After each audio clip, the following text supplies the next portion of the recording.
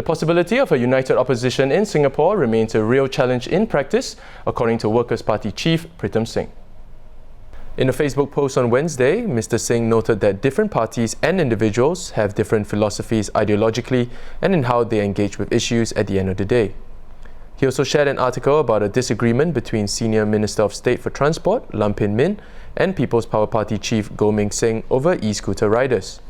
In response to queries by the Straits Times, Mr. Goh said he does not see any difficulty in opposition unity, stating that it is this diversity that should be embraced, not resisted. To tell us more, we have political correspondent Linette Lai. Hey Linette. Hi. Now Linette, can you expand on why Mr. Singh has brought up this idea of a united opposition now?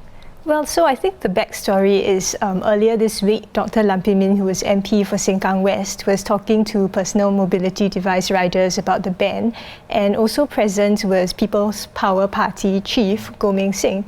And we don't exactly know what happened because it was a closed-door session, but we heard that some words were exchanged, and afterwards Dr. Lam wrote on Facebook, that this was irresponsible, politicised the issue, and he said it stoked up the emotions of those present.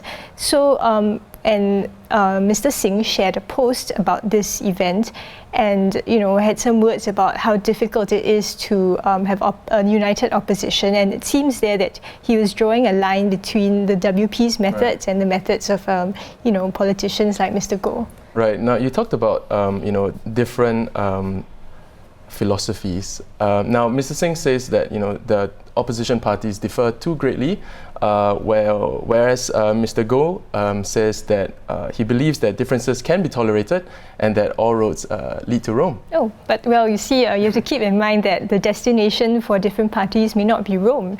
And, for example, Mr. Singh has said he sees the opposition as a check and balance, no matter who is in power, whereas some parties, I believe, their goals might be the removal of the ruling party and the formation of a new government. Whereas, Mr. Singh earlier this year, he said that his party's medium-term goal is to win 1/3 of seats in parliament, so it's clearly not to form a new government. Right. So there's a difference there. Now, Linette, just to end things off, what is the likelihood, in your opinion, of a united opposition that will happen in Singapore? If not by the upcoming elections, possibly after? Well, I think it's not unlikely that some smaller parties will form a coalition. You already have the Singapore Democratic Alliance, which was active in the last GE, a few GEs before that.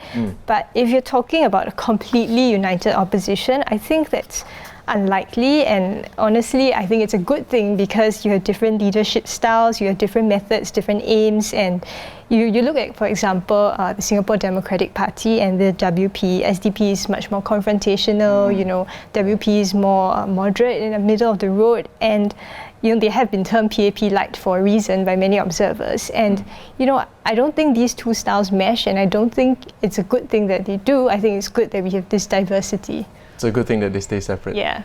Well, thanks Linette for coming in and tell us a little bit more about this. Now, if you'd like to read the full article and keep abreast to how it develops, you can always stay tuned to our website at straitstimes.com.